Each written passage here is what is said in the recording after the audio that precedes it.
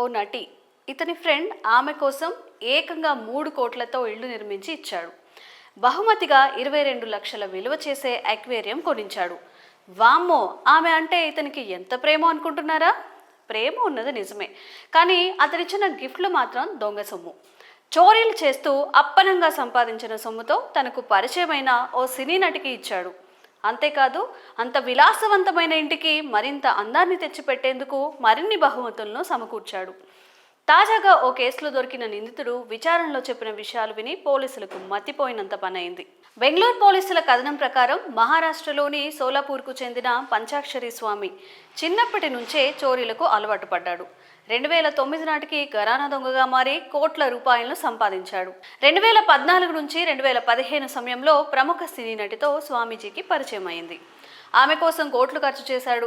అంతేకాకుండా కోల్కతాలో 3 కోట్ల రూపాయలు ఖర్చు చేసి ఓ విలాసవంతమైన ఇంటిని నిర్మించి ఇచ్చాడు. అందులో పెట్టేందుకు అక్షరాల 22 లక్షల విలువైన అక్వేరియంను గిఫ్ట్గా ఇచ్చాడు.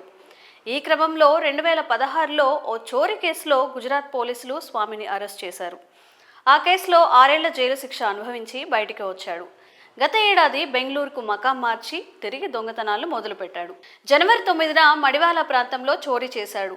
దర్యాప్తు ప్రారంభించిన పోలీసులు నిందితుడిని అదుపులోకి తీసుకున్నారు. విచారణలో అతడు చెప్పింది విని పోలీసులు నోరెళ్లబెట్టారు. బంగారం, వెండి ఆభరణాలను దొంగిలించే నిందితుడు స్వామి వాటిని కరిగించి బిస్కెట్లుగా మార్చేవాడు.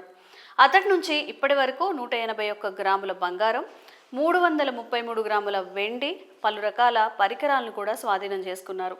కాగా స్నేహితురాలికి 3 కోట్లతో ఇల్లు కట్టించి ఇచ్చిన నిందితుడు తాను మాత్రం తల్లి ఇంట్లో ఉంటున్నాడు. ఆ ఇంటికి కూడా వాయిదాలు సరిగా చెల్లించకపోవడంతో బ్యాంక్ వేలం నోటీసులు ఇచ్చేసింది. నిందితుడు పంచాక్షరి స్వామికి వివాహమై ఒక చిన్నారి కూడా ఉన్నట్లు పోలీసులు తెలిపారు. నిందితుడికి సహకరించిన వ్యక్తి కోసం పోలీసులు గాలిస్తున్నారు. మరి ఈ ఘటనపై మీ అభిప్రాయాన్ని కామెంట్స్ రూపంలో తెలియజేయండి.